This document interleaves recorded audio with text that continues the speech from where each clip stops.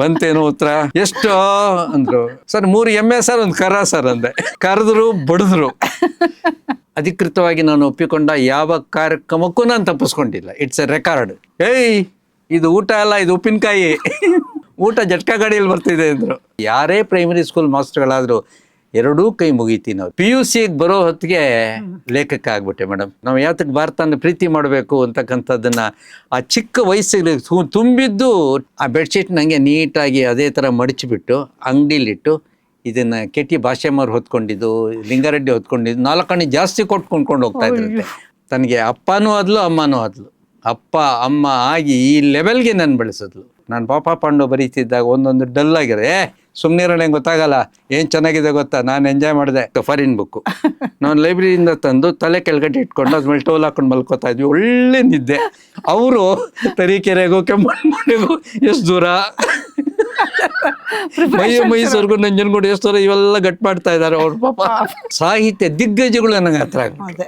ಬೆಳೆಯೋ ಯೋಗ್ಯತೆ ನಿನಗಿಲ್ಲ, ಬಿಡೋ ಯೋಗ್ಯತೆನೂ ಇಲ್ಲ ನಿನಗೆ. ತಟ್ಟೆಯಲ್ಲಿ ರೆಡಾಂಡಾಗ ನಾನು ಸಿಗಾಕೊಂಡ್ಬಿಟ್ಟೆ. ಅಲ್ಲ, ನಿಮಗೆ ಅಂತ ಕೊಟ್ಟು ಚಕ್ಲಿನ ನಾಯಿಗೆ ಹಾಕಿದ್ರಿ. ಶೃಂಗಾರ ಇಲ್ಲ ಅಂದ್ರೆ ಜಗತ್ತಿಲ್ಲ, ಹಾಸ್ಯ ಇಲ್ಲ ಅಂದ್ರೆ ಸಮಾಜ ಇಲ್ಲ.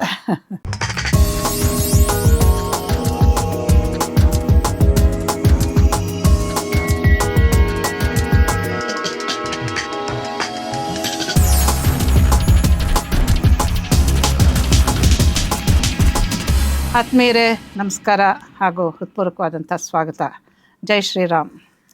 ಇವತ್ತಿನ ದಿವಸ ಖಂಡಿತ ಈ ಎಪಿಸೋಡನ್ನು ನೋಡಿ ನೀವು ಲೀಲಾಜಾಲದಲ್ಲಿ ನನಗೆ ಧನ್ಯವಾದಗಳನ್ನು ಹೇಳ್ತೀರಾ, ಮತ್ತು ಲೀಲಾಜಾಲಕ್ಕೆ ಹೆಚ್ಚಿನ ಸಬ್ಸ್ಕ್ರೈಬರ್ಸನ್ನು ಮಾಡಿಸ್ತೀರಾ ಅಂತ ನನಗೆ ಖಂಡಿತ ಗೊತ್ತು.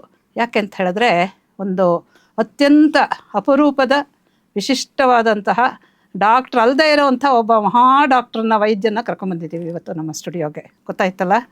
ಇವತ್ತು ನಮ್ಮ ಸ್ಟುಡಿಯೋಗೆ ನಮ್ಮ ಎಲ್ಲರ ನೆಚ್ಚಿನ ಅಚ್ಚುಮೆಚ್ಚಿನ ನಗೆ ಬರಹಗಾರರು, ನಗೆ ಭಾಷಣಕಾರರು ಹಾಗೂ ಅನೇಕ ವಿಧವಾದಂತಹ ಈ ದೂರದರ್ಶನದ ವಾಹಿನಿಗಳಿಗೆ ಸಂಭಾಷಣೆಗಳನ್ನು ಬರೆದು ಮನೆಗಳಲ್ಲೂ ಕೂಡ ಅವರ ಹೆಸರು ಮಾರ್ಧನೆಗೊಳ್ತಾ ಇದೆ. ಅವರು ಯಾರು, ಅವರ ಹೆಸರೇನು ಗೊತ್ತಾಯ್ತಲ್ಲ? ನೋಡಿ, ಶ್ರೀ MS ನರಸಿಂಹಮೂರ್ತಿ. MSN ಅಂದರೆ ಸಾಕು, ನಗು ಬರುತ್ತೆ ಸರ್. ನಿಮ್ಮನ್ನು ನೋಡಿದ್ರೇ ನಗು ಬರುತ್ತೆ ಸರ್, ಹಾಗೆ ಅಂತ ಬೇಜಾರು ಪಟ್ಕೋಬೇಡಿ. ನಿಮ್ಮ ಹೆಸರು ಕೇಳಿದ್ರೆ ಸಾಕು, ಎಲ್ಲರ ಮುಖದಲ್ಲೂ ಕೂಡ ಒಂದು ನಗೆ ಮಿಂಚು ತಾನಾಗೆ ಹೊಳೆಯುತ್ತೆ. ಅಷ್ಟರ ಮಟ್ಟಿಗೆ ನೀವು ಕರ್ನಾಟಕದಲ್ಲಿ ಹಾಸ್ಯದ ಹೊಳೆಯನ್ನೇ ಹರಿಸ್ಬಿಟ್ಟಿದ್ದೀರ. ಪ್ರತಿಯೊಬ್ಬರಿಗೂ ಕೂಡ, ಅದು ಸೀರಿಯಲ್ ಆಗಿರಲಿ, ಬರಹಗಳಾಗಿರಲಿ, ಭಾಷಣಗಳಾಗಿರಲಿ, ದೂರದರ್ಶನದಲ್ಲಾಗಲಿ, ಬೇರೆ ಬೇರೆ ಕಾರ್ಯಕ್ರಮಗಳು, ಸಂಘ ಸಂಸ್ಥೆಗಳು, ಎಲ್ಲಿ ನೋಡಿದ್ರೂ ಕೂಡ MSN ಅಂತ ಅಂದ್ಬಿಟ್ರೆ ಸಾಕು, ಎಲ್ಲರಿಗೂ ಕೂಡ ಅಚ್ಚುಮೆಚ್ಚು. ಅಷ್ಟರ ಮಟ್ಟಿಗೆ ಜನರ ಮನಸ್ಸನ್ನು ಸೆಳೆದಿರೋವಂಥವ್ರು, ಅವರ ಮನಸ್ಸಲ್ಲಿ ಕೂತಿರೋವಂಥವ್ರು, ಅವರ ಮನದಲ್ಲಿ ಮನೆ ಮಾಡಿಕೊಂಡಿರೋವಂಥ ಒಬ್ಬ ಅತ್ಯಂತ ಜನಪ್ರಿಯರಾದಂತಹ ವ್ಯಕ್ತಿ ಅಂತ ಹೇಳಿದ್ರೆ ಶ್ರೀ MSN ಅವರು. MSN ಅವರು ಇವತ್ತು ಬಂದಿರೋದು ನನಗೆ ಬಹಳ ಖುಷಿ. ಯಾಕೆ ಗೊತ್ತಾ ವೀಕ್ಷಕರೇ, ಅವರು ಕೂಡ ಮಾಲೂರು ತಾಲೂಕಿನವರು, ನಮ್ಮದು ಮಾಲೂರು. ನಮ್ಮದು ಅಂದರೆ ಬಹಳ ಇಷ್ಟ ಆಗುತ್ತೆ ನೋಡಿ ನಮಗೆ. ನಮ್ಮೂರಿನವರೇ ಅವರು ಕೂಡ, ಮಾಲೂರು ತಾಲೂಕಿನವರು MSN ಅವರು. ಮತ್ತು MSN ಅವರ ಪರಿಚಯನ ನಾನು ಮಾಡೋದಕ್ಕೆ ಹೋಗೋದಿಲ್ಲ ಅಂತ ಮೂರ್ಖತನ ನಂದಲ್ಲ ಇವತ್ತು. ಯಾಕೆ ಅಂತ ಹೇಳಿದ್ರೆ MSN ಎಲ್ಲರಿಗೂ ಪರಿಚಯ ಆಗಿದ್ದಾರೆ. ಆದರೆ ಅವರ ಹಿನ್ನೆಲೆಯಲ್ಲಿ, ಅಂದರೆ ಅವರ ನಗೆ ಬರಹಗಳು, ನಗೆ ಭಾಷಣಗಳು, ಇದೆಲ್ಲ ನಮಗೆ ಚೆನ್ನಾಗಿ ಗೊತ್ತಿದೆ.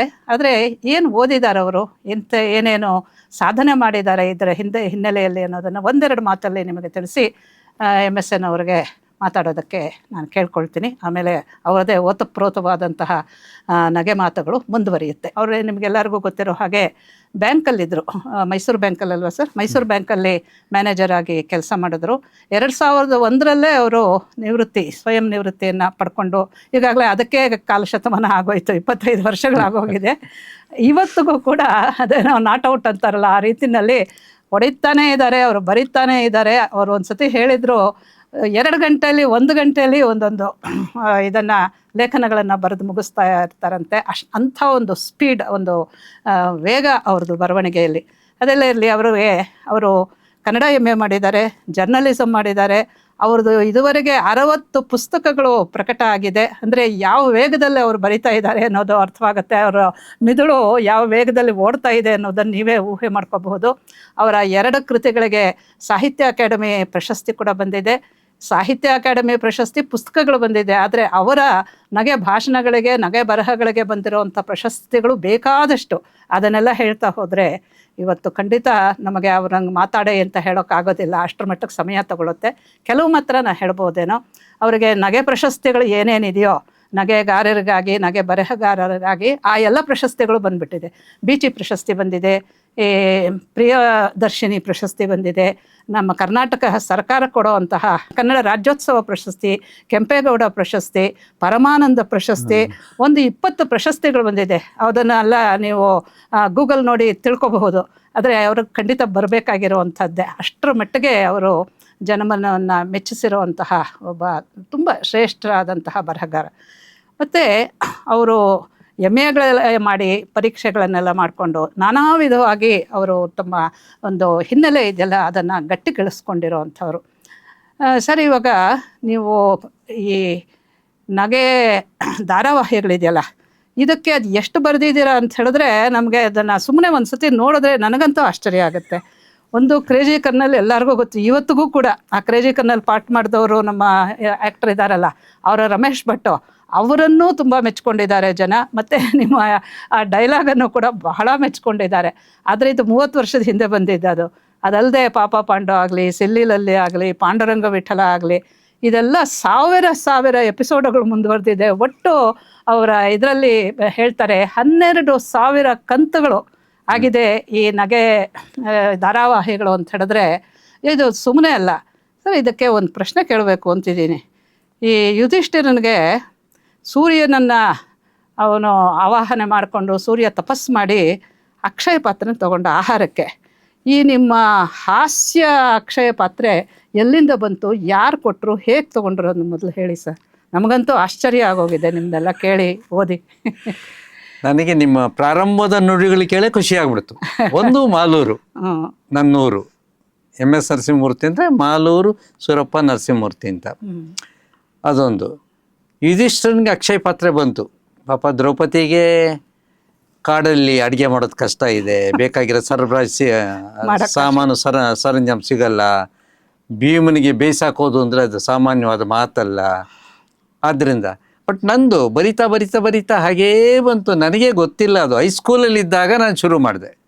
ಇನ್ಫ್ಯಾಕ್ಟ್ ಮಾಲೂರನ್ನು ನಾನು ನೆನಪು ಮಾಡ್ಕೊಳ್ಳೇಬೇಕು. ಯಾಕೆಂತಂದರೆ ಅಲ್ಲಿ ನಮ್ಮ ಮೇಸ್ಟ್ರುಗಳು ನನ್ನ ಒಂದು ಲೈನ್ಗೆ ಹೇಳಿದ್ರು. ಅಂದರೆ ಒಂದು ಈ ಹಾಸ್ಯದ ಲೈನ್ಗೆ, ಅಥವಾ ಒಂದು ಬರವಣಿಗೆಯ ಲೈನ್ಗೆ, ಅಥವಾ ಮಾತಾಡ್ತಕ್ಕಂಥ ಲೈನ್ಗೆ ಎಳ್ಕೊಂಬಂದಿದ್ದೆ ಮೇಸ್ಟ್ರು. ನನಗೆ ಇವತ್ತು ಅಷ್ಟೇ ಪ್ರೈಮರಿ ಸ್ಕೂಲ್ ಮೇಸ್ಟ್ರುಗಳು ಅಂತಂದರೆ ಅತ್ಯಂತ ಗೌರವ. ಯಾರೇ ಪ್ರೈಮರಿ ಸ್ಕೂಲ್ ಮಾಸ್ಟ್ರುಗಳಾದರೂ ಎರಡೂ ಕೈ ಮುಗಿತೀನಿ ಅವ್ರಿಗೆ. ಯಾಕೆ ಅಂತಂದರೆ ಅದು ಬೇಸ್ಮೆಂಟು. ವಿಧಾನಸೌಧ ಅಷ್ಟೇ ಎತ್ತರ ಇದೆ ಅಂದರೆ ಅಷ್ಟೇ ಎತ್ತರದ ಬೇಸ್ಮೆಂಟ್ ಇದೆ ಕೆಳಗಡೆ, ಆದ್ದರಿಂದ ಗಟ್ಟಿಯಾಗಿ ನಿಂತಿದೆ. ಆದರೆ ಬೇಸ್ಮೆಂಟ್ ಯಾರಿಗೂ ಗೊತ್ತಿಲ್ಲ, ನೋಡಲ್ಲ. ನಾನು ನ್ಯಾಷನಲ್ ಕಾಲೇಜಲ್ಲಿ ಓದಿದೆ, ನಾನು ವಿಜಯ ಕಾಲೇಜಲ್ಲಿ ಓದಿದೆ ಅಂತ ಅಂತೀವೇ ವಿನಃ ನಾನು ಯಾವ ಪ್ರೈಮರಿ ಸ್ಕೂಲಲ್ಲಿ ಓದಿದೆ ಅಂತ ಯಾರು ಹೇಳೋದಿಲ್ಲ. ಹೀಗಾಗಿ ಆ ಪ್ರೈಮರಿ ಸ್ಕೂಲಲ್ಲಿ ಬೀಳ್ತಕ್ಕಂಥ ಫೌಂಡೇಶನ್ ಇದೆಯಲ್ಲ, ಅದು ಬಹಳ ಮುಖ್ಯ. ಅಂಥ ಮಾಸ್ತರುಗಳು ನಮಗೆ ಸಿಕ್ಕಿದ್ರು. ಅವರು ನಮ್ಮನ್ನು ತೀಡಿ ಈ ಲೆವೆಲ್ಗೆ ಬಿಟ್ಟರು. ಹೀಗಾಗಿ ನಿರಂತರವಾಗಿ ಬರೀತಕ್ಕಂಥ ಒಂದು ಪ್ರಕ್ರಿಯೆಯನ್ನು ನಾನು ಶುರು ಮಾಡಿಕೊಂಡೆ. ಮಾಲೂರಲ್ಲೇನಾ ನಿಮ್ಮ ಪ್ರೈಮರಿ ಸ್ಕೂಲು? ಮಾಲೂರೇನೆ. ಮಾಲೂರು ಧರ್ಮರಾಯ ದೇವಸ್ಥಾನದ ಎದುರುಗಡೆನೆ ನಮ್ಮ ಮನೆ, ಮೇಯ್ನ್ ರೋಡಲ್ಲೇ ಇದೆ. ಅಲ್ಲಿ ಧರ್ಮರಾಯ ಸ್ಕೂಲಲ್ಲೇ ನಾನು 1-2ನೇ ಕ್ಲಾಸ್ ಓದಿದ್ದು. ಚಿಕ್ಕದಾಗ ಒಂದು ರೂಮು, 1-2 ಮಿಕ್ಸು. ಅದಾದಮೇಲೆ ಗಜಾಗುಂಡ್ಲ ಅಂತ ಒಂದಿತ್ತು ಮುಂಚೆ. ಈಗ ಅಲ್ಲಿ ಮಾಲೂರಿಗೆ ನೀರು ಸರಬರಾಜು ಮಾಡ್ತಾ ಇತ್ತು. ಅದರ ಎದುರುಗಡೆ ಇನ್ನೊಂದು ಶಾಲೆ ಇತ್ತು, ಅಲ್ಲಿ 3-4 ಮಾಡ್ಕೊಂಡೆ. ಆಮೇಲೆ ಸರ್ಕಾರಿ ಮಿಡ್ಲ್ ಸ್ಕೂಲ್ ಅಂತ ಅದು. ಆ ಮಿಡ್ಲ್ ಸ್ಕೂಲಲ್ಲಿ 4 ಆಯ್ತಲ್ಲ, 5, 6, 7 ಅಲ್ಲಿ ಓದಿದೆ. ಆವಾಗ ನನಗೆ ಒಂದು ಒಳ್ಳೆ ಬೇಸು. ಇನ್ಫ್ಯಾಕ್ಟ್ ನಾನು ಇಂಗ್ಲೀಷ್ ಕಲ್ತಿದ್ದೆ, ABCD ಕಲ್ತಿದ್ದೆ 5ನೇ ಕ್ಲಾಸಲ್ಲಿ. ನಂದು ಕನ್ನಡ ಮೀಡಿಯಮ್ಮು. 5ನೇ ಕ್ಲಾಸಲ್ಲಿ A for apple, B for bonda ಅಂತ ಆವಾಗ ನಾನು ಕಲ್ತಿದ್ದು. ಆಯ್ತಾ. ನಮ್ಮ ಮಾಸ್ತರು ಪಾಪ್ ಸಿಂಗ್ ಅಂತ ಒಬ್ರು, ಅವರು ಬಹಳ ಸುಲಭವಾಗಿ ಇಂಗ್ಲೀಷ್ ಗ್ರಾಮರ್ ಹೇಳ್ಕೊಟ್ರು. ಈಗ he comes, she goes, we go, ಈ ಥರ ಇಂಗ್ಲೀಷಲ್ಲಿ ಎಸ್ ಎಲ್ಲಿ ಹಾಕ್ಬೇಕು ಬಿಡಬೇಕು ಅನ್ನೋಕ್ಕೆ ಥರ್ಡ್ ಪರ್ಸನ್ ಸಿಂಗ್ಯುಲರ್ಗೂ ಎಸ್ ಲಗಾನ ಅಂತ ಅದು ಅವ್ರು ನಂಗೆ ಹೇಳ್ಕೊಟ್ರು.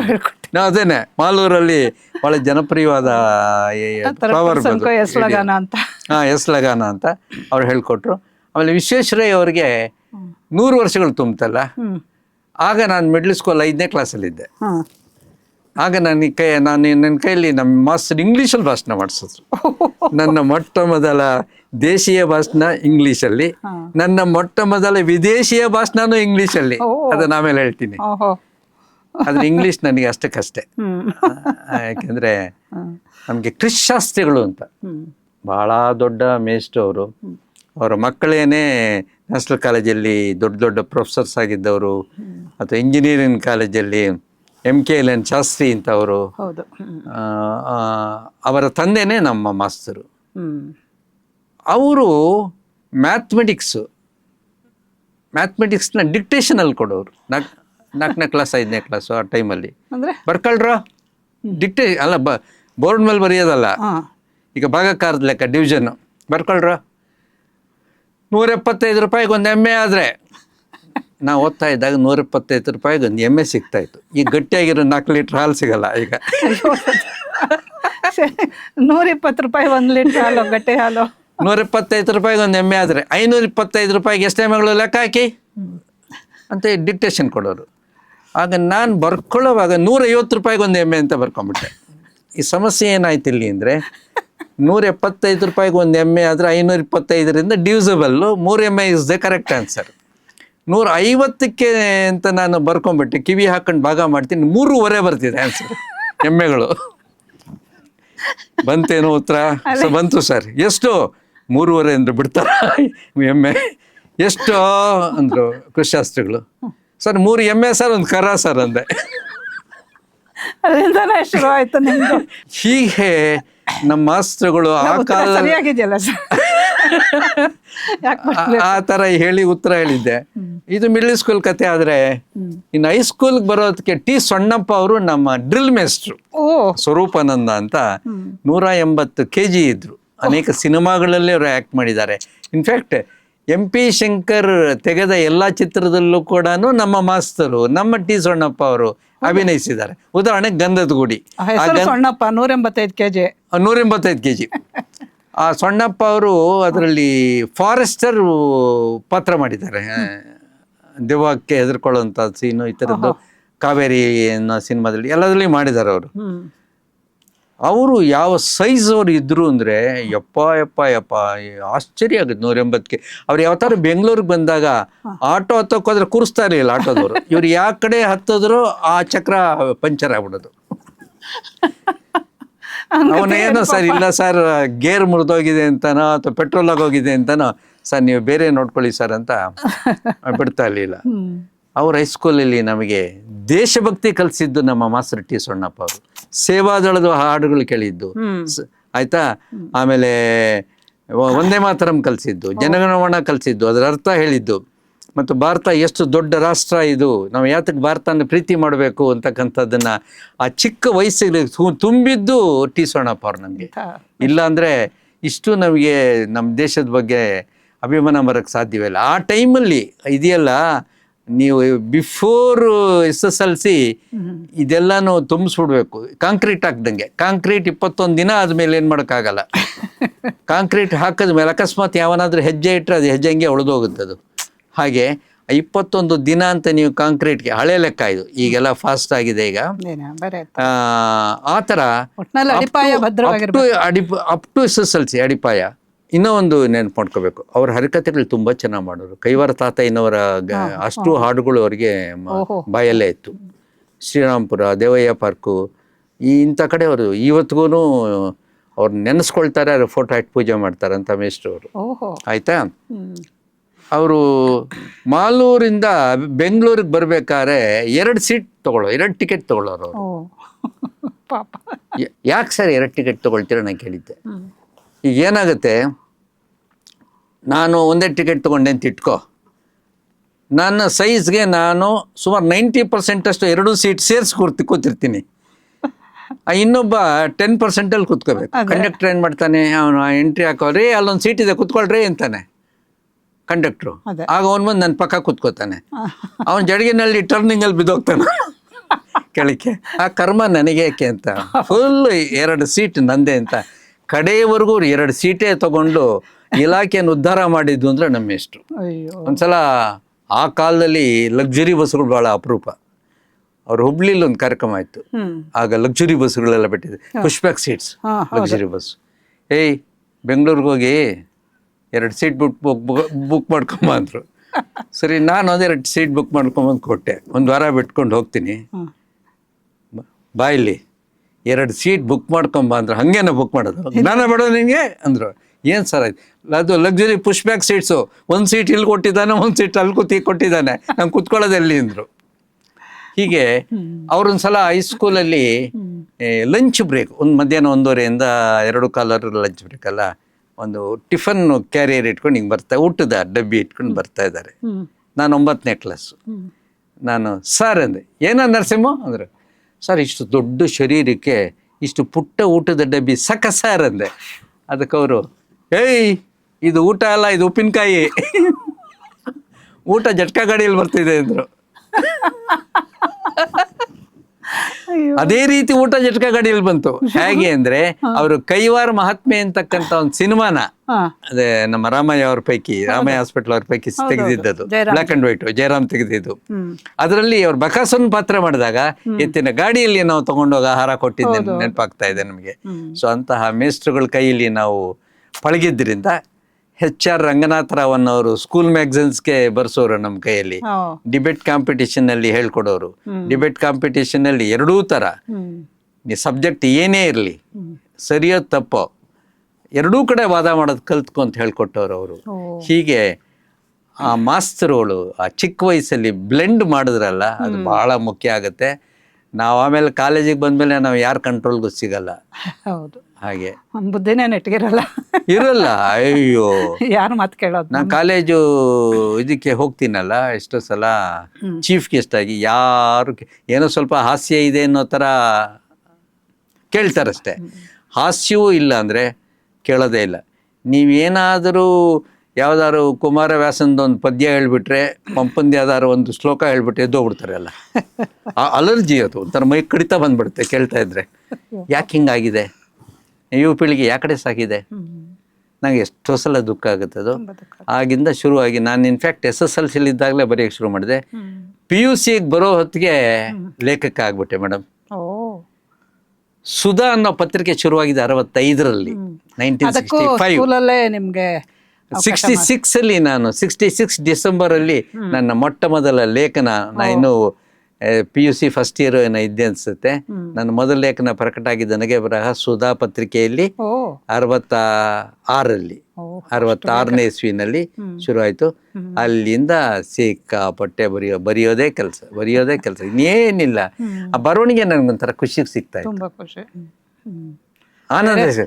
ಓದೋರ್ಗೂ ತುಂಬಾ ಖುಷಿ ಬಿಡಿ, ಬರೆಯೋರ್ಗು ಅಷ್ಟೇ ಇಲ್ಲ. ಅದೇ ಒಂಥರ ಆನಂದ ಸಿಗೋದು. ಹೀಗೆ ನಾನು ಲೇಖಕನಾದೆ. ಆಕಾಶವಾಣಿ ಶುರು ಆಯ್ತು, ಅಲ್ಲಿ ರೇಡಿಯೋ ಭಾಷಣಗಳು. ಆಮೇಲೆ TV ಶುರು ಆದ್ಮೇಲೆ ಬರ್ದಿದ್ದು. ಹೀಗಾಗಿ ಬರವಣಿಗೆ ಒಂದಿದ್ರೆ ನನಗೆ ನಿದ್ದೆ ಊಟ ಕೂಡ ಬೇಡ. ನಮ್ಮ ಮನೆಯವ್ರು ಎಷ್ಟೋ ಸಲ ಬೈತಾರೆ, ರೀ ಕಾಫಿ ತಂದು ಇಟ್ಟ 3/4 ಗಂಟೆ ಆಯ್ತು, ಏನು ನೀವು ನೊಣ ಬೀಳೋರ್ಗು ಕುಡಿಯೋದೇ ಅಲ್ವ ನೀವು ಅಂತ ಬೇರೆ ಕೇಳ್ತಾರೆ ಅವರು. ಅದೇ ನಾವು ಮುಳುಗಿ ಹೋಗ್ತೀವಿ ಒಂದು ಆ ಥರ ಒಂದು. ಆಮೇಲೆ ಒಂದು ಶ್ರದ್ಧೆ, ಹೇಳಿದ ಮಾತನ್ನ ನಡೆಸ್ಕೊಡುವಂತ ಒಂದು ರೀತಿ, ಇದೆಲ್ಲ ಚಿಕ್ಕ ವಯಸ್ಸಲ್ಲಿ ನನಗೆ ಇವತ್ತಿನವರೆಗೆ ನಾನು ಒಪ್ಪಿಕೊಂಡ, ಅಧಿಕೃತವಾಗಿ ನಾನು ಒಪ್ಪಿಕೊಂಡ ಯಾವ ಕಾರ್ಯಕ್ರಮಕ್ಕೂ ನಾನು ತಪ್ಪಿಸ್ಕೊಂಡಿಲ್ಲ. It's a record. It's a record. ಯಾವುದೂ ತಪ್ಪಿಸ್ಕೊಂಡಿಲ್ಲ ನಾನು ಇವತ್ತಿನವರೆಗೆ, ದೇಶ ಆಗಲಿ ವಿದೇಶ ಆಗಲಿ. ನಾನು ಒಪ್ಪಿಕೊಂಡ ಯಾವುದೇ ಕಾರ್ಯಕ್ರಮಕ್ಕೆ ನಾನು ಅರ್ಧ ಗಂಟೆ ತಡವಾಗಿ ಹೋಗಿದ್ದು ಇಲ್ಲವೇ ಇಲ್ಲ. ಇದು ನನ್ನ ಬಗ್ಗೆ ಕೆಲವು ಸಂಭಾವನಾ ಗ್ರಂಥಗಳಿವೆ, ಅದರಲ್ಲಿ ಕೆಲವರು ಹೇಳಿದ್ದಾರೆ ಬೇರೆಯವರು, ಯಾರೋ ಬಂದು ಕರ್ಕೊಂಡು ಹೋಗ್ತೀನಿ ಅಂತ ಅದು ಲೇಟ್ ಆದರೆ ಅದು ನಾವು we are at their disposal. ಅದಲ್ಲ, ನಾನೇ ಬರ್ತೀನಿ ಅಂದಾಗ ನಾನು ಕರೆಕ್ಟ್ ಟೈಮಿಗೆ ಬರುವಂಥದ್ದು. ಈ ಡಿಸಿಪ್ಲಿನ್ ನನ್ನ ಕಲಿಸಿದ್ದು, ಆಮೇಲೆ ಈ ಬರವಣಿಗೆ ಶ್ರದ್ಧೆ ಕಲಿಸಿದ್ದು ಹೈಸ್ಕೂಲು. ಅದು ಬಿಟ್ಟರೆ ರಾಷ್ಟ್ರೋತ್ಥಾನ ಪರಿಷತ್ತು. ಪರಿಷತ್ತಿನ ಮೈಚಾ ಜಯದೇವ ಅವರು ಸ್ಮರಿಸ್ಕೊಳ್ಳೇಬೇಕು, ದೇವರು ಅವರು ಹೌದು ನನ್ನ ತುಂಬಾ ಪ್ರೀತಿ ಮಾಡ್ತಾ ಇದ್ರು. ನಮ್ಮ ಮದ್ದೂರಾವ್ ಅಂತ ಇನ್ನೊಬ್ರು ಹೌದು ಮೈಸೂರವರು, ಹೌದು. ಅವರು ನನ್ನ ಬಗ್ಗೆ ಬಹಳವೇ ಚಿಕ್ಕ ವಯಸ್ಸು, ಅದು ಇನ್ನು 20 ವರ್ಷ ಇದ್ದಾಗಲೇ ದೊಡ್ಡ ದೊಡ್ಡ ರೆಸ್ಪಾನ್ಸಿಬಿಲಿಟೀಸ್ ಕೊಟ್ಬಿಟ್ರು ನನಗೆ ಹೌದಾ? ರಾಷ್ಟ್ರೋತ್ಥಾನ ಪರಿಷತ್ ಅವರು. ಹ್ಮ್ ಉತ್ಥಾನದಲ್ಲಿ ಹ್ಮ್ ಪ್ರತಿ ತಿಂಗಳು ಒಂದೊಂದು ನಗೆಬರಹ ನಂದು. ಭಾರತೀ ಪ್ರಿಯ ಅಂತ ಹೇಳಿ ಹ್ಮ್ ಎಸ್ ವೆಂಕಟರಾವ್ ಅಂತ ಅವರ ನಿಜವಾದ ಹೆಸರು, ಅವ್ರ ಸಂಪಾದಕರು. ಹ್ಮ್ ಅವರಂತೂ ಬಹಳವೇ ನಾನು ಬೆಳೆಸಿದ್ರು. ಹ್ಮ್ ಹೀಗಾಗಿ ಅಂದ್ರೆ ಅವಕಾಶಗಳು ತಾನಾಗೇ ಬಂದ್ಬಿಡ್ತು, ಅವಕಾಶಗಳು ತಾನೇ ಬಂತು. ಸ್ಟ್ಯಾಂಡರ್ಡ್ ಆತಿತ್ತು. ಎಂತ ಅವಕಾಶ ಅಂದ್ರೆ ಲೀಲಾ ಅವರೇ, ಹ್ಮ್ ಈ ರಾಷ್ಟ್ರೋತ್ಥಾನ ಪರಿಷತ್ ಅವರು ಹ್ಮ್ ಲೆಕ್ಚರ್ ಸೀರೀಸ್ ಮಾಡ್ತಾ ಇದ್ರು ಆಗ ಇಲ್ಲಿ ನ್ಯಾಷನಲ್ ಕಾಲೇಜಲ್ಲಿ. 6 ರಿಂದ 7 ದಿನಗಳ ಕಾಲ ಒಬ್ಬ ಪ್ರೊಫೆಸರ್ ನಾರ್ತ್ ಇಂಡಿಯಾದಿಂದ ಬಂದು ಇಂಗ್ಲಿಷು ಸಂಸ್ಕೃತದಲ್ಲಿ ಭಾಷಣ ಮಾಡ್ತಾನೆ. ಅನಂತರ ಅದು ಕನ್ನಡದ ಪುಸ್ತಕ ಆಗುತ್ತೆ. ಉದಾಹರಣೆಗೆ ತಾಜ್ ಮಹಲ್ ಹಿಂದೂ ಪ್ಯಾಲೇಸ್ ಆಗಿತ್ತಾ, ಅದು ಪ್ರೊಫೆಸರ್ PN ಓಕ್ ಅವರ ಭಾಷಣಗಳು. ಹ್ಮ್ ಅವ್ರು ಬಂದು ಬರ್ದಿದ್ದ. ಅವ್ರ ಪಾಡಿಗೆ ಅವರು ಭಾಷಣ ಮಾಡಿದ್ರು, ಹೋದ್ರು. ಅದನ್ನ ಯಾರೋ ಅನುವಾದ ಮಾಡಿದ್ರು. ಅದರ ನೆಕ್ಸ್ಟ್ ಬುಕ್ ಭಾರತದ ರಾಷ್ಟ್ರೀಯತೆ ಅಂತ, ಹ್ಮ್ ಡಾಕ್ಟರ್ ಫತೇಹ್ ಸಿಂಗ್ ಅಂತ ರಾಜಸ್ಥಾನದ ಹ್ಮ್ ಆ ಒಂದು ಓರಿಯೆಂಟಲ್ ರಿಸರ್ಚ್ ಸೆಂಟರ್ನ ಮುಖ್ಯಸ್ಥರು, ಹ್ಮ್ ಅವರು ಬಂದು ನ್ಯಾಷನಲ್ ಕಾಲೇಜಲ್ಲಿ 1 ವಾರ ಭಾಷಣ ಮಾಡಿದ್ರು. 1.5 ಗಂಟೆ ಇರುತ್ತೆ ಭಾಷಣ. ಹ್ಮ್ ಎಷ್ಟೊಂದು ಮಧ್ವರಾಯರು, ನನ್ಗೆ 20 ವರ್ಷ ಇನ್ನು, ಹ್ಮ್ ನೀನು ಅನುವಾದ ಮಾಡಬೇಕು, ಬಾ ನೋಟ್ಸ್ ಮಾಡ್ಕೋ, ಸ್ಕೂಲಲ್ಲಿ ರೆಕಾರ್ಡ್ ಮಾಡ್ಕೊಡ್ತೀವಿ, ಓ ಆಯ್ತಾ, ಮಾಡ್ಕೋಬೇಕು. ನಿನ್ನ 6 ತಿಂಗಳ ಟೈಮು ಬುಕ್ಕನ್ನು ಬರೀಬೇಕು ಅಂತ ಹೇಳಿದ್ರು. ಜವಾಬ್ದಾರಿ. ಸರ್ ಇಷ್ಟು ದೊಡ್ಡ ಆಗುತ್ತೆ, ಮಾಡು, ಯಾಕಾಗಲ್ಲ. ಇದು ಮೇಡಮ್ ಇರೋದು. ಈ ಥರ ಅವಕಾಶಗಳು ಕೊಡೋರು ಬೇಕು, ಪರಿಷತ್ತವರು ಅಂಥ ಅವಕಾಶಗಳು ನಾನು ಕೊಟ್ಟರು. ಆಮೇಲೆ ಆ ಸಂಸ್ಕೃತ ಶ್ಲೋಕಗಳು, ಭಾರತ ಎಷ್ಟು ಮುಖ್ಯವಾದ್ದು, ಅಯ್ಯಪ್ಪ, ಭಾರತ ದೇಶದ ಬಗ್ಗೆ, ಅದರ ಬೌಂಡ್ರೀಸ್ ಬಗ್ಗೆ, ಎಲ್ಲಿಂದ ಎಲ್ಲಿಗೆ ಹರಡ್ಕೊಂಡಿದೆ ಅನ್ನೋದ್ರ ಬಗ್ಗೆ, ಇದರ ಶ್ರೇಷ್ಠತೆ ಬಗ್ಗೆ, ವೇದ ಕಾಲದ ಭಾರತ ಹೇಗಿತ್ತು ಅನ್ನೋದ್ರ ಬಗ್ಗೆ ಎಲ್ಲ ಅವ್ರು ಹೇಳಿದ್ದೇನೆ ನನಗೆ, ಡಾಕ್ಟರ್ ಫತೇಹ್ ಸಿಂಗ್ ಅವರು. ನಂಗೆ ಗೊತ್ತೇ ಇರಲಿಲ್ಲ. ಸಮಯದಲ್ಲಿ ಪೂರ್ತಿ ಗ್ರಹಿಸ್ಕೊಂಡು ಅದನ್ನ ಹಾಗೆ ಅರಗಿಸ್ಕೊಳ್ಳೋ ಅಂತ ಒಂದು ಒಳ್ಳೆ ಕಾಲ ನಿಮ್ಗೆ, ಸೂಕ್ತವಾದ ಕಾಲ. ನಾನು ಇವ್ರನ್ನ ಸ್ಮರಿಸಲೇಬೇಕು. ಇವತ್ತು ಯಾವುದೋ ಒಂದು ಮರ ಎತ್ತರಕ್ಕೆ ಬೆಳೆದಿದೆ ಅಂದರೆ ಅದು ಚಿಕ್ಕದಿದ್ದಾಗ ಅದನ್ನು ಪೋಷಿಸಿ ಬೆಳೆಸಿದ ಆ ವ್ಯಕ್ತಿಗಳಿದಾರಲ್ಲ, ಅದು ಮುಖ್ಯ.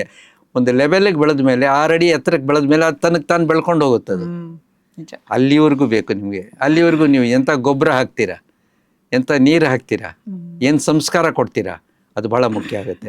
ಅಂಥ ಸಂಸ್ಕಾರನ ರಾಷ್ಟ್ರೋತ್ಥಾನ ಪರಿಷತ್ ಕೊಡ್ತು, ನಮ್ಮ ಮಾಲೂರು ಹೈಸ್ಕೂಲ್ ಕೊಡ್ತು. ಸರ್, ಈ ಥರ ನೀವು ಸಾಹಿತಿಗಳ ಒಂದು ಪರಿಸರದಲ್ಲೇ ಬೆಳೆದು ಬಂದವರು, ಅದನ್ನೇ ಹೀರ್ಕೊಂಡು ಮುಂದೆ ಬಂದ್ರಿ. ಬ್ಯಾಂಕ್ಗೆ ಹೇಗೆ ಹೋದ್ರಿ? ನನಗೆ ಬ್ಯಾಂಕ್ಗೆ ಹೋಗಕ್ಕೆ ಮುಂಚೆ ನಂದು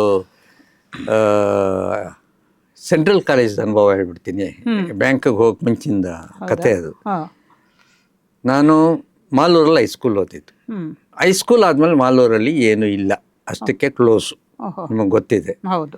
ಸಂಪಂಗೇರಿಯಲ್ಲಂತೂ ಹೈಸ್ಕೂಲು ಇಲ್ಲ ಆಗ. ಅಯ್ಯೋ, ನಾನು ಮೊನ್ನೆ ಸ್ಕೂಲ್ ಕಟ್ಟಿಸ್ದೆ, MLC ಆಗಿದ್ದಾಗ. ನೀವು MLC ಆಗಿದ್ದಾಗ ಸ್ಕೂಲ್ ಕಟ್ಸ್ಕೊಟ್ರಿ? ಪ್ರೈಮರಿ ಸ್ಕೂಲು, ಅಂದ್ರೆ ಇವಾಗ ಹೈಯರ್ ಪ್ರೈಮರಿ ಸ್ಕೂಲು. ಬಿಲ್ಡಿಂಗ್ ಇರಲಿಲ್ಲ, ಸುಮ್ಮನೆ ಹೆಸರಿಗೆ ಅಂತ ಒಂದಿತ್ತು. ಈ ತರ ಒಂದು ರೂಮಲ್ಲಿ ಆ ಕಡೆಗೊಬ್ರು ಈ ಕಡೆಗೊಬ್ರು ಒಂದೇ ರೂಮಲ್ಲಿ ಮಾಡಿಸ್ತಾ ಇದ್ರು. ಅದೇ ಹಳ್ಳಿಗಳು ಎಲ್ಲ. 2008ರಲ್ಲಿ ಈ ಪರಿಸ್ಥಿತಿ ಆದ್ರೆ, 12ರಲ್ಲಿ ಬಿಲ್ಡಿಂಗ್ ಬಂತು. ಈಗ ಇಡೀ ಕೋಲಾರ ಡಿಸ್ಟ್ರಿಕ್ಟ್ ಅಲ್ಲಿ ಅತ್ಯಂತ ಸುಂದರವಾದ ಉನ್ನತವಾದಂಥ ಇದು ಹೈಯರ್ ಪ್ರೈಮರಿ ಸ್ಕೂಲ್. ಏನು ಇದಕ್ಕಿಂತ ಬೇಕಾ? 12 ರೂಮ್ಗಳಿರುವಂಥದ್ದು. ಅದಕ್ಕೆ ಅಡುಗೆ ಮನೆ, ಟಾಯ್ಲೆಟು, ನೀರು. ಅಪರೂಪಕ್ಕೆ ಅಲ್ಲಿ ಒಂದು 200 ಅಡಿಗೆ ನೀರು ಬಂದ್ಬಿಡ್ತು. ಕೋಲಾರ ಡಿಸ್ಟ್ರಿಕ್ಟಲ್ಲಿ ನೀರೇ ಕಷ್ಟ. ಎಲ್ಲಾನು ಸೇರಿ ಒಟ್ಟಿನಲ್ಲಿ ಅಲ್ಲಿ ಒಂದು ತಮಿಳ್ನಾಡು ಬಾರ್ಡರ್ ಬೇರೆ. ಹೌದು, ಬೇರ್ಕೆ ಹತ್ರ. ಬೇರ್ಕೆ ಹತ್ರ ನಾನು ನೋಡಿದ್ದೀನಿ. ಹೊಸೂರ್ಗೆ ಆ ಕಡೆ ತಾನೆ ಹೋಗಿ. ಮಾಲೂರು ತುಂಬ ಹತ್ರನಲ್ಲ, 17 ಕಿಲೋಮೀಟ್ರ್. ಹಾಗೆ ಮಾಲೂರಲ್ಲಿ ಓದ್ತಾ ಇದ್ದಾಗ ಆಗೆಲ್ಲ ನನಗೆ ಪೆನ್ ಕೊಟ್ಟಿದ್ದೆ ಅವರು 7ನೇ ಕ್ಲಾಸಲ್ಲಿ. ಬರೀ ಪೆನ್ಸಿಲು ರಬ್ಬರ್ ಅಷ್ಟೇ ಅಲ್ಲಿವರೆಗೆ. ಪೆನ್ನು 7ನೇ ಕ್ಲಾಸಿಗೆ ಬಂದ ತಕ್ಷಣನೇ ಪೆನ್ನು ಕೊಡ್ತಾರೆ ಅದು. ಆಮೇಲೆ SSLC ಪಾಸ್ ಆದರೆ ವಾಚ್ ಕೊಡ್ತಾರೆ, ವಾಚು. ಸೊ ಹೀಗಾಗಿ ಅದೆಲ್ಲ ಆಯ್ತಲ್ಲ. ಮಾಲೂರಲ್ಲಿ ನನ್ನ ಮಾಲೂರು ಸೆಂಟ್ರಿಗೆ ನಾನೇ ಫಸ್ಟು. ಆಗ 1966 ಇರಬೇಕು, 5 or 6. ಆಗ ನಾ ಹೇಳ್ತಾ ಇರೋದು, ನಮ್ಮ ರಿಸಲ್ಟ್ಸ್ ಪೇಪರಲ್ಲಿ ಬರೋದು, ಕನ್ನಡ ಪ್ರಭಾ ಮತ್ತು ಪ್ರಜಾವಾಣಿ ಇದ್ರಲ್ಲಿ ಬರೋದು, ರಿಜಿಸ್ಟರ್ ನಂಬರು. ನಾನು ಬಸ್ ಸ್ಟ್ಯಾಂಡಲ್ಲಿ ಹೋಗಿ ನಿಂತ್ಕೊಂಡು ಪೇಪರ್ ಬಂದ ತಕ್ಷಣ ಒಂದು ನಾಣೆ ಕೊಟ್ಕೊಂಡ್ಕೊಂಡು ರಿಜಿಸ್ಟರ್ ನಂಬರ್ ಹುಡುಕಿ ಅಲ್ಲಿಂದ ಫಸ್ಟ್ ಕ್ಲಾಸ್ ಬಂತು ಅಂತೇಳಿ ಅಂತ ಹೊಡ್ಕೊಂಡು ಹೋಗೋದು ಮಾಲೂರಿಗೆ.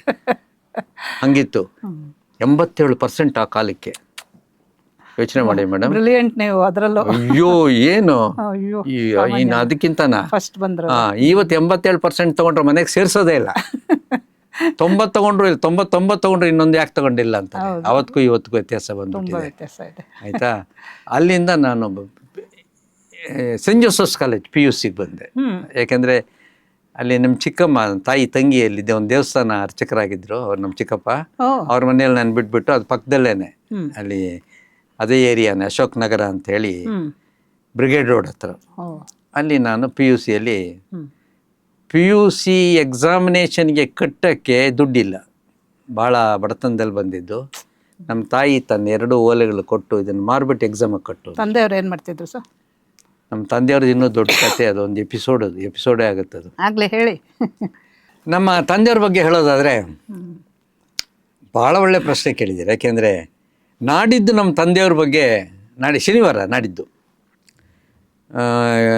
ಇದರಲ್ಲಿ ಗೋಖಲೆ ಸಾರ್ವಜನಿಕ ಸಂಸ್ಥೆಯಲ್ಲಿ ಒಂದು ಭಾಷಣ ಇದೆ, ದತ್ತಿ ನಿಧಿ ಎಂಡೋಮೆಂಟ್ ಲೆಕ್ಚರ್ ಇದೆ, ಮಾಲು ಸೂರಪ್ಪ ಅಂತ. ಆಯಿತಾ. ಅವರು ಸ್ವಾತಂತ್ರ್ಯ ಹೋರಾಟಗಾರರು. ನಮ್ಮ ಮನೆಗೆ ಸ್ವಾತಂತ್ರ್ಯದ ಬಗ್ಗೆ ಭಾಷಣ ಮಾಡೋರೆಲ್ಲ ಬರ್ತಾಯಿದ್ರು. ಉದಾಹರಣೆಗೆ KT ಭಾಷ್ಯಂ ಅವ್ರ ಹೆಸರಲ್ಲಿ ಸರ್ಕಲ್ ಇದೆ. ಪಟ್ಟಾಭಿರಾಮನ್ ಅಂತ ಬಹಳ ದೊಡ್ಡ ಲಾಯರ್ ಆ ಕಾಲಕ್ಕೆ, ಕೋಲಾರದವರು. HC ಲಿಂಗಾರೆಡ್ಡಿ ಕೋಲಾರದವರು, ಎಲ್ಲ ಕಾಂಗ್ರೆಸ್ಸೇ. ಆಮೇಲೆ KC ರೆಡ್ಡಿ ಅಂತ ಅವರು ಮೊದಲನೇ ಪ್ರೆಸಿಡೆಂಟ್ ಆಗಿದ್ರಲ್ಲ, ನಮ್ಮ CM ಆಗಿದ್ರಲ್ಲ ಅವರು. ಇವರೆಲ್ಲ ಮಾಲೂರಿಗೆ ಬಂದು ಸ್ವಾತಂತ್ರ್ಯದ ಬಗ್ಗೆ ಜನಗಳಿಗೆ ಎಚ್ಚರಿಕೆ ಎಲ್ಲ ಕೊಡ್ತಾಯಿದ್ರು. ವಾಪಸ್ ಹೋಗೋಕ್ಕೆ ಇರಲಿಲ್ಲ, ವಾಪಸ್ ಹೋಗೋಕ್ಕೆ ಅವಕಾಶಗಳು. ಈಗ ಕಾರುಗಳನ್ನ ನಾವು ಕಂಡೇ ಇರಲಿಲ್ಲ 1940ಸಲ್ಲಿ. ಬಸ್ಸುಗಳಿತ್ತು, ಬಹಳ ಕಡಿಮೆ ಬಸ್, ಬೆಳಗ್ಗೆ ಒಂದು ಸಾಯಂಕಾಲ ಒಂದು, ರೈಲು ಒಂದಿತ್ತು. ಹೀಗಾಗಿ ನಮ್ಮ ತಂದೆಯವರೇ ಒಂದು ಛತ್ರದಲ್ಲಿ ಅವರಿಗೆ ಇರೋಕ್ಕೆ ಅವಕಾಶ ಮಾಡಿಕೊಟ್ಟು, ನಮ್ಮದು ಜವಳಿ ಅಂಗಡಿ ಇತ್ತು, ಜವಳಿ ಅಂಗಡಿ ಸೂರಪ್ಪ ಅವರು ಅಂತ ಭಾಳ ಫೇಮಸ್ ಇವತ್ತು. ಸರಿ, ಅವರು ನಮ್ಮ ಅಂಗಡಿಯಲ್ಲಿದ್ದ 2 ಶೋಲಾಪುರ್ ಬೆಡ್ಶೀಟ್ಸ್ನ ಕೊಡೋರು ಪ್ರತಿಯೊಬ್ಬರಿಗೂ, ಒಂದು ಹಾಸ್ಕೊಳ್ಳೋಕ್ಕೊಂದು ಹೊದ್ಕೊಳ್ಳೋಕ್ಕೊಂದು.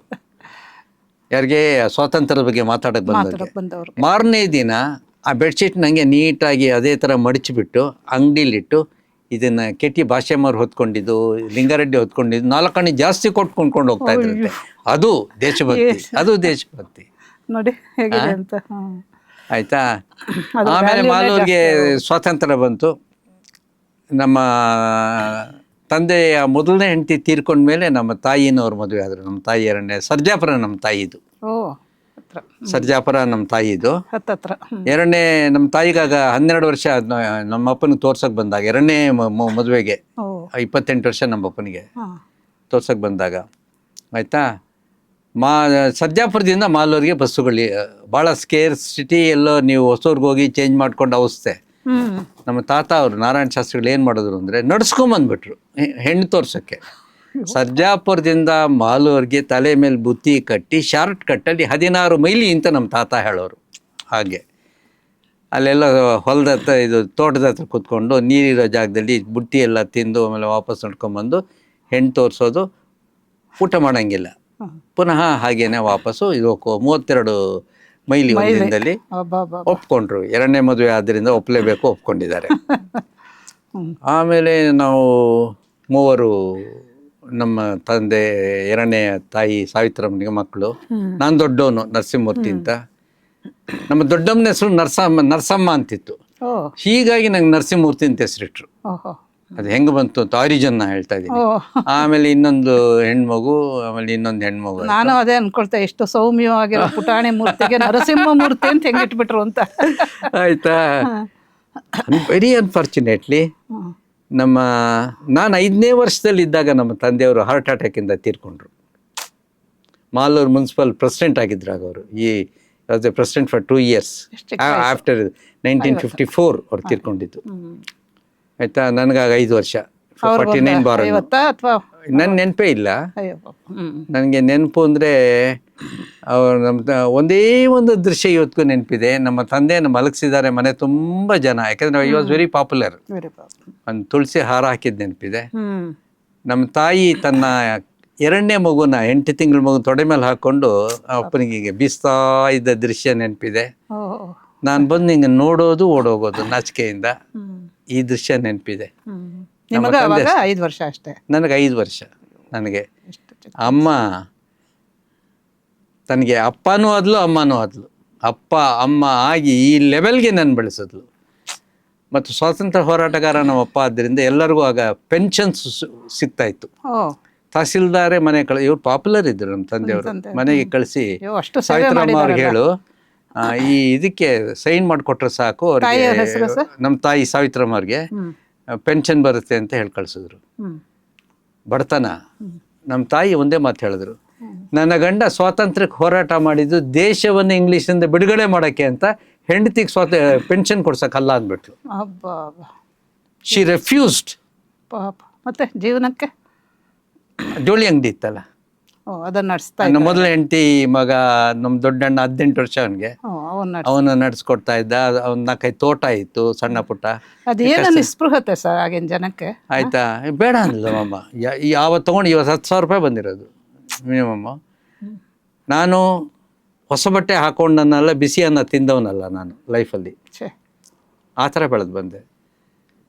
ಆಯಿತಾ. ಹ್ಮ್ ಆಮೇಲೆ ಇದೆಲ್ಲ ಆಯಿತು ಬಿಡಿ, ಇದೆಲ್ಲ ಆಯಿತು. ಪಿ ಯು ಸಿಗೆ ಬಂದೆ, ಮಾಲೂರು ಆಯಿತು.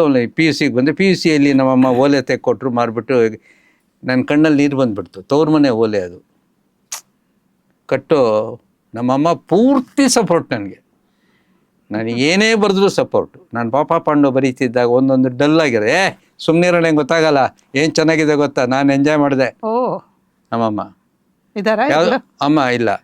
ಆಮೇಲೆ ಎಲ್ಲಾದರೂ ನಾನು ಕಾರ್ಯಕ್ರಮ ಹೋಗು ಚೆನ್ನಾಗಾಯ್ತು, ಬಂದಮೇಲೆ ಏನಾಯಿತು, ಯಾರ್ಯಾರು ಬಂದರು, ಏನು ಮಾತಾಡಿದೆ, ಆ ಥರ ಅವರು ಫುಲ್ಲು ದೇಶದ ಬಗ್ಗೆ ಭಕ್ತಿ.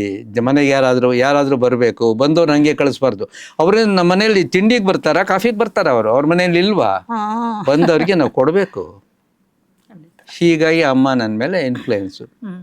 ನಾನು ಪಿ ಯು ಸಿಯಲ್ಲಿ ಸಖತ್ ಮಾರ್ಕ್ಸ್ ತೊಗೊಂಬಿಟ್ಟೆ, ಡಿಸ್ಟಿಂಕ್ಷನ್ ತೊಗೊಂಬಿಟ್ಟೆ.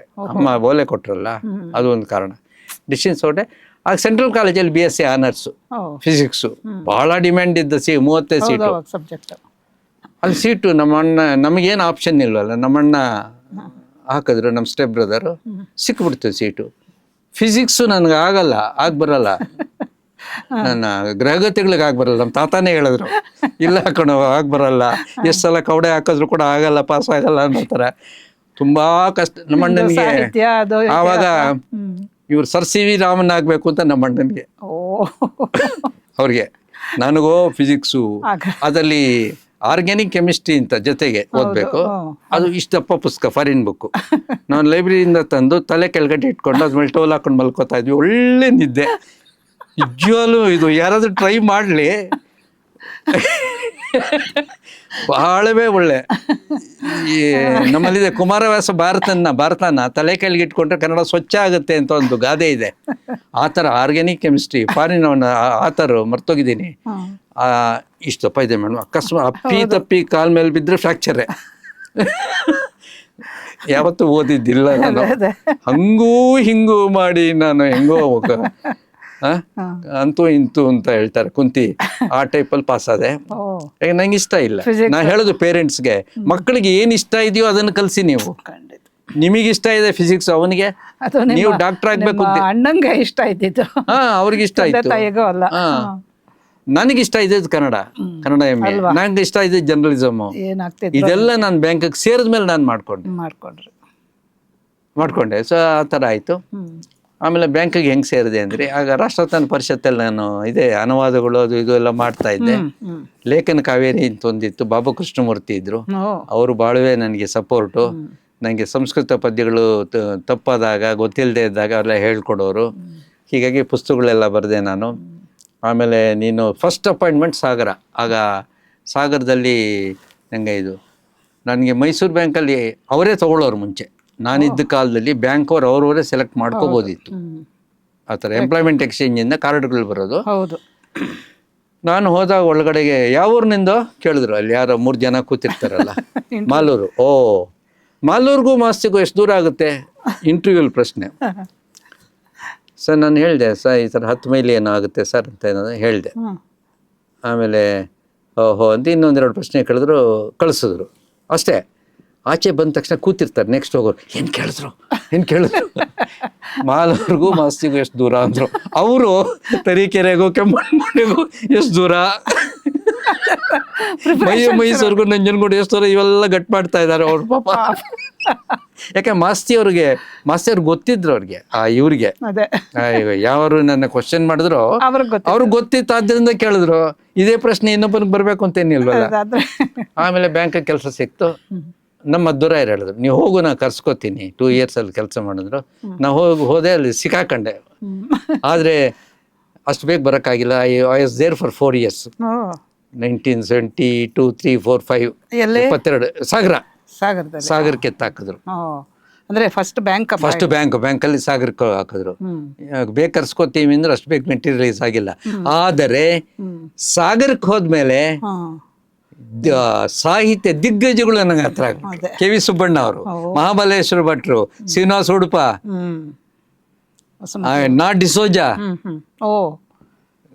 ಕೈಗೆ ಎಟ್ಕೋ ದೂರದಲ್ಲಿ ಕರೆದು ಕಾಫಿ ಕೊಡ್ಸೋಂತ ಪ್ರೀತಿಯನ್ನು ತೋರಿಸೋದು.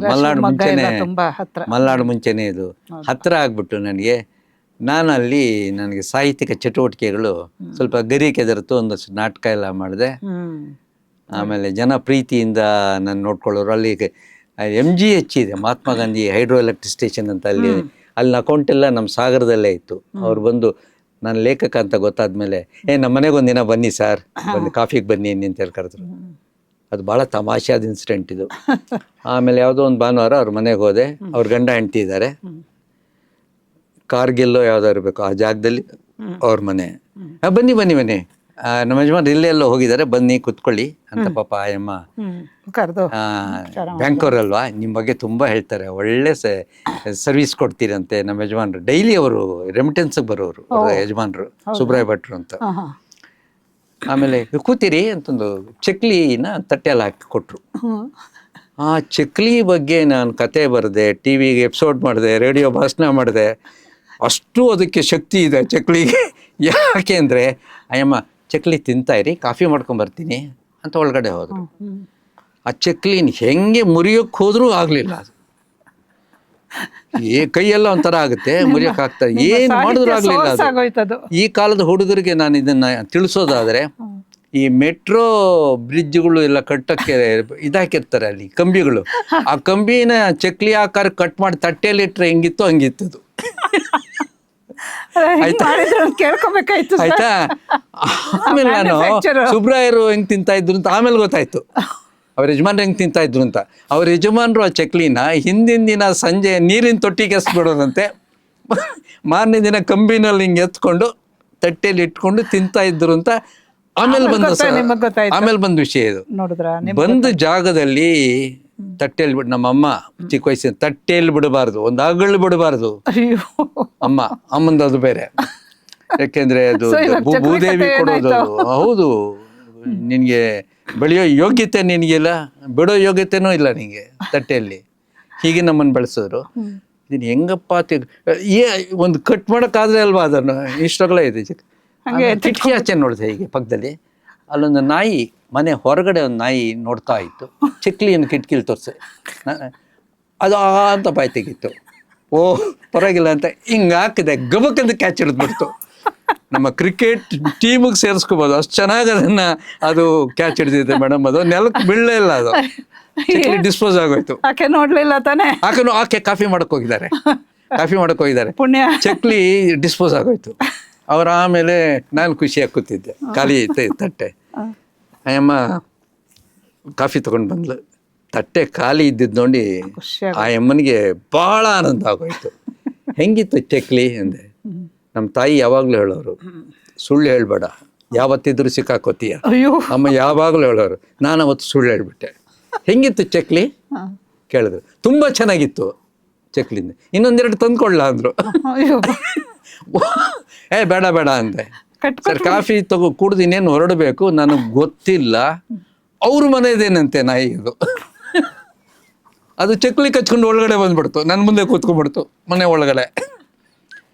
ಎರಡೂ ಕೈಗಳಲ್ಲಿ ಚಕ್ಲಿ ಹಿಡ್ಕೊಂಡು ಹೀಗೆ ಹೀಗೆ ಕಡಿಯುತ್ತೆ. ಎಂತೆಂಥ ಮೂಳೆಗಳು ಕಡಿದಿರೋ ನಾಯಿ ಕೈಯಲ್ಲಿ ಚಕ್ಲಿ ಕಡಿಯಕ್ಕಾಗ್ತಾ ಇಲ್ಲ. ರೆಡ್ ಹ್ಯಾಂಡಾಗ ಸಿಗಾಕೊಂಬಿಟ್ಟೆ. ಅಯ್ಯೋ ಅಯ್ಯಮ್ಮ, ಏನ್ ಸುದ್ದಿ. ಅಲ್ಲ ನಿಮಗೆ ಅಂತ ಕೊಟ್ಟು ಚಕ್ಲಿನ ನಾಯಿಗೆ ಯಾಕೆ ಹಾಕಿದ್ರಿ? ಅಬ್ಜೆಕ್ಟ್ ಮಾಡಿದ್ಲು. ಮೇಡಮ್ ಸಾರಿ, ಅದು ನೋಡ್ತಾ ಇತ್ತು ಕಿಟಕಿಯಿಂದ, ಐ ಆಮ್ ಸಾರಿ ಅದಕ್ಕೆ ಹಾಕ್ದೆ ಅಂದೆ. ಅಯ್ಯಮ್ಮ, ನೀವು ಹಾಕ್ಬಾರ್ದಾಗಿತ್ತು ಚಕ್ಲಿನ. ನಿನ್ನೆ ಸಂಜೆ ಇದೇ ಚಕ್ಲಿ ಅದೇ ನಾಯಿಗೆ ನಾನು ಹಾಕಿದ್ದೆ, ಅದು ತಿನ್ಲಿಲ್ಲ ಅಂತ ತಾನೇ ನಿಮಗೆ ಕೊಟ್ಟಿದ್ದು ಅಂದ್ಲು. ಏನ್ ಸರ್ ಈಗ ಗೊತ್ತಾಗ್ತಾ ಇದೆ ನಿಮ್ಮ ಹಾಸ್ಯದ ಸೋರ್ಸ್ಗಳು. ಇದು ಸಾಗರದ ಇಂಥ ಅನುಭವಗಳು, ನೂರಾರು ಅನುಭವಗಳು ಇದೆ. ಸೊ ಈಗ ಪಾಪ ಪಾಂಡುಗೂ ಸಿಲ್ಲಿಲಲ್ಲಿಗೂ ಮೂಲ ಎಲ್ಲಿ ಅಂತ ಸ್ವಲ್ಪ ನಮಗೂ ಅರ್ಥ ಆಗ್ತಾ ಇದೆ. ಸೊ ಹೀಗೆ ಹಾಸ್ಯ ಅನ್ನೋದು ಒಂದ್ ತಿಳ್ಕೊಳ್ಳಿ ಲೀಲಾ, ಹಾಸ್ಯ ಬದುಕಿಗೆ ಬೇಕೇ ಬೇಕು. ಹೌದು, ಬದುಕಿ ಭರತಮುನಿ ನವರಸಗಳು ಹೇಳುವಾಗ 8 ಹೇಳ್ದ, ಆಮೇಲೆ 9 ಆಯ್ತದು. ಫಸ್ಟ್ ಶೃಂಗಾರ ಹೇಳ್ದ, 2ನೇ ಸ್ಥಾನದಲ್ಲಿ ಹಾಸ್ಯವನ್ನಿಟ್ಟ. ಶೃಂಗಾರ ಇಲ್ಲ ಅಂದ್ರೆ ಜಗತ್ತಿಲ್ಲ, ಹಾಸ್ಯ ಇಲ್ಲ ಅಂದ್ರೆ ಸಮಾಜ ಇಲ್ಲ.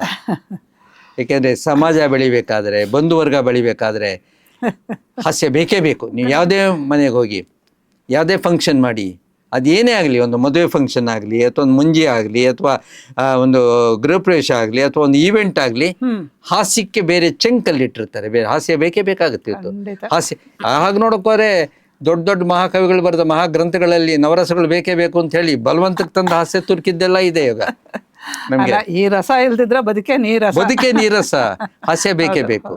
ಹೀಗಾಗಿ ನಾನು ಹಾಸ್ಯವನ್ನು ರೂಢಿಸ್ಕೊಂಡೆ, ಬರೆಯಕ್ಕೆ ಶುರು ಮಾಡಿದೆ. ಬರ್ದಾಗ ಜನ ಇನ್ಸ್ಟೆಂಟ್ ಆಗಿ ನಮ್ಗೆ ಇದು ಸಿಗ್ತಾ ಇತ್ತು. ನಾನು ಮಾತಾಡಿದಾಗ ಈಗ ನೋಡಿ, ನೀವು ಕಣ್ಣಲ್ಲಿ ನೀರು ಹೊರಂಗ್ ನಗ್ತಾ ಇದ್ದೀರಾ. ಸೊ ಹೆಂಗಿತ್ತು ಭಾಷಣ ಅಂತ ನಾನು ಕೇಳೋಷ್ಟೇ ಇಲ್ಲ. ಆದ್ರೆ ನೀವು ಗಂಭೀರವಾಗಿ ಭಾಷಣ ಮಾಡಿದ್ರೆ, ಭಾಷಣ ಹೆಂಗಿತ್ತು ಗಿರೀಶ್, ಪರವಾಗಿಲ್ವಾ ಅಂತ ಕೇಳಬೇಕು. ಅವ್ರ ಮುಲಾಜ್ಗೆ ಏನೋ ಇತ್ತು, ಚೆನ್ನಾಗಿತ್ತು ಅಂತ ಅವ್ರು ಅಂತಾರೆ. ಅವರು ಇದು ಹಂಗಲ್ಲ, ಇದು ಅಲ್ಲೇ ಉಜ್ಜಿ ಅಲ್ಲೇ ಬಹುಮಾನ, ಇದು ಆಯ್ತಾ. ಆದ್ರಿಂದ ಹಾಸ್ಯ ಅಂತಕ್ಕಂಥದ್ದು ಬದುಕಿಗೆ ತೀರಾ ಅಗತ್ಯ. ವಿಶಿಷ್ಟ ಛಾಪ್ ಇದೆ ಸರ್ ನಿಮ್ಮ ಹಾಸ್ಯಕ್ಕೆ.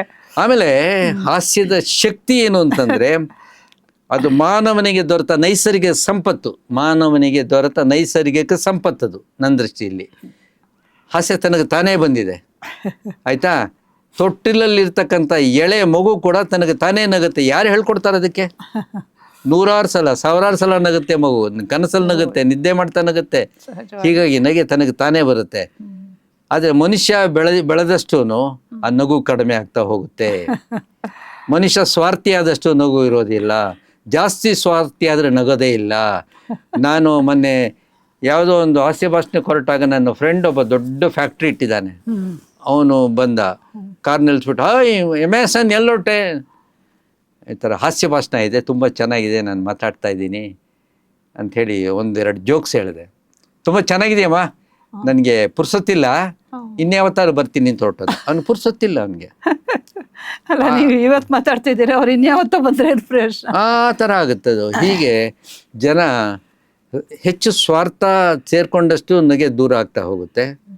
ಮತ್ತು ನಗೆಯಿಂದ ನಿಮಗೆ ಅನೇಕ ರೋಗಗಳು ವಾಸಿಯಾಗುತ್ತೆ, ಕಾಯಿಲೆಗಳು ವಾಸಿ ಆಗುತ್ತೆ. ಇವತ್ತು ವೈದ್ಯ ಅಂತ ಹೇಳಿದ್ದು, ಅಪರೂಪದ ವೈದ್ಯರು ನೀವು. ಹಾ ಹೌದು, ನಗೆಯಿಂದ ತುಂಬಾ ಲಾಫ್ಟರ್ ಥೆರಪಿ ಅಂತ ಈಗ ಫಾರಿನಲ್ಲೆಲ್ಲ ಶುರು ಆಗಿದೆ, ಇಂಡಿಯಾಗೂ ಬಂದ್ಬಿಟ್ಟಿದೆ, ಶುರು ಮಾಡಿದೆ.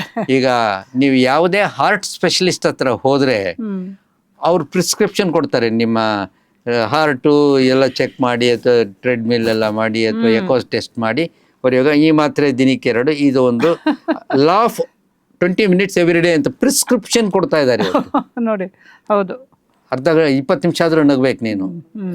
ರಕ್ತ ಸಂಚಲನ ಜಾಸ್ತಿ ಆಗುತ್ತೆ, ಆರೋಗ್ಯಕ್ಕೆ ಒಳ್ಳೇದಾಗುತ್ತೆ. ಹೃದಯಕ್ಕಂತೂ ಹಾಸ್ಯ ಬಹಳ ಬೇಕೇ ಬೇಕು ಅಂತ. ನನ್ನ ಫ್ರೆಂಡ್ ವಿಶ್ವನು ಹೋಗಿದ್ದ, ಅವನು ಹೇಳಿದ್ರು ಡಾಕ್ಟ್ರಿಗೆ, ನನ್ನ ಎಲ್ಲ ಕಥೆಗಳಲ್ಲಿ ಬರೋ ಪಾತ್ರ ಅದು. ವಿಶಾಲು 2 ಬರುತ್ತೆ. ವಿಶ್ವ ಹೇಳ್ದ, ಒಳ್ಳೆ ಜೋಡಿ ಅದು ಸರ್, ನೀವೇನೋ ಹೇಳ್ತಾರೆ 20 ನಿಮಿಷ ನಕ್ಕಿ ಅಂತ. ಡಾಕ್ಟರ್ ಹೇಳ್ತಾನೆ ಅವನು, ನನ್ನ ಹೆಂಡತಿ ಮುಖ ನೋಡಿದ್ರೆ ನಗುನೇ ಬರಲ್ಲ ಸರ್ ಅಂದವನು. ಅದಕ್ಕೆ ಡಾಕ್ಟರ್, ಇದು ಲಾಫ್ಟರ್ ಥೆರಪಿ, ನಿಮ್ಮ ಹೆಂಡತಿ ಮುಖ ನೋಡಿ ನಗು ಬರ್ಲಿಲ್ಲ ಅಂದ್ರೆ ಎದುರು ಮನೆ ಆಂಟಿ ಮುಖ ನೋಡಿ ನಗ್ರಿ. ನೀವು ನಗೋದು ಮುಖ್ಯ ಇಲ್ಲಿ, ಅದೇ ಯಾರ ಇದು ಮೆಡಿಸನ್ ಇದು ಅಂತ ಅವನಿಗೆ ಬುದ್ಧಿ ಹೇಳಿದ್ರು. ಹಾಗೆ ಇವತ್ತು ಹಾಸ್ಯ ಅಂತಕ್ಕಂಥದ್ದು ಎಲ್ಲ ರಂಗಗಳಲ್ಲೂ ಇದೆ, ಅದು ಬೇಕು. ಆದರೆ ಅದರಲ್ಲಿ ಒಂದು ಒಳ್ಳೆಯ ರೀತಿಯ ಹಾಸ್ಯ ಬೇಕು. ಹಾಸ್ಯ ಹೇಗಿರಬೇಕು ಅಂದರೆ, ತಂದೆ ತನ್ನ ಮಗಳಿಗೆ ಹೇಳಬೇಕು ಹಾಸ್ಯ ಜೋಕ್ನ, ಮಗಳು ಹೋಗಿ ತಾಯಿಗೆ ಹೇಳಬೇಕು, ತಾಯಿ ಹೋಗಿ ತನ್ನ ಇನ್ನೊಬ್ಬ ಮಗಳಿಗೆ ಹೇಳಬೇಕು. ಹಂಗೆ ಕ್ಯಾರಿ ಆಗಬೇಕು ಜೋಕ್, ಹಾಗೆ ಅದು ಸ್ಪ್ರೆಡ್ ಆಗ್ಬೇಕು. ಆ ಥರ ಹೋಗ್ಬೇಕೇ ವಿನಃ ಯಾರಿಗೂ ಹೇಳ್ದಿರೋಂಥ ಜೋಕ್ಸು. ಎಷ್ಟೋ ಸಲ ಪ್ರೈವೇಟ್ ಜೋಕ್ಸ್ ಮಾಸ್ಟರ್ ಹಿರಣ್ಯ ಅವ್ರು ಹೇಳಿದ್ರು, ಯಾವುದೋ ಒಂದು ಸಿನಿಮಾ ಕಾಶಿನಾಥ್ ಆ ಕಾಲದಲ್ಲಿ, ನರಸಿಂಹಮೂರ್ತಿ ತುಂಬ ಚೆನ್ನಾಗಿದೆ ನನಗೆ ಹೇಳಿದ್ರು ಅವರು, ಸಖತ್ತಾಗಿದೆ, ವಿತ್ ಫ್ಯಾಮಿಲಿ ನೋಡಬೇಕು ಸಿನಿಮಾ ಅಂದರು. ಹೌದಾ ಸರ್, ಹೋಗ್ಲ ಅಂದೆ. ಆದರೆ ಒಂದು ಎಚ್ಚರಿಕೆ, ಏನು ಸ್ವಂತ ಹೆಂಡತಿ ಜೊತೆ ಹೋಗ್ಬಾರ್ದು ಅಂದರು. ಹಾಗೆ ಯಾವುದಕ್ಕೆ ಸ್ವಂತ ಹೆಂಡತಿ ಜೊತೆ ಹೋಗ್ಬೇಕು, ಯಾವ್ದು ಇಲ್ಲ. ಹಾಸ್ಯದಲ್ಲಿ ತರಾವರೆ ಹೆಂಡತಿಗಳು ಇಟ್ಕೊಂಡಿದ್ರೆ ಸ್ವಂತ ಹೆಂಡತಿ. ಹೌದು, ಸರಿ. ಹೀಗೆ ನೀವು ಹಾಸ್ಯವನ್ನ ನೀವು ಒಳ್ಳೆಯ ರೀತಿಯಲ್ಲಿ ಬಳಸ್ಕೋಬೇಕು. ಒಳ್ಳೆಯ ಹಾಸ್ಯವನ್ನು ಕೊಟ್ಟಾಗ ಜನ ಇಷ್ಟಪಡ್ತಾರೆ ಅದನ್ನ.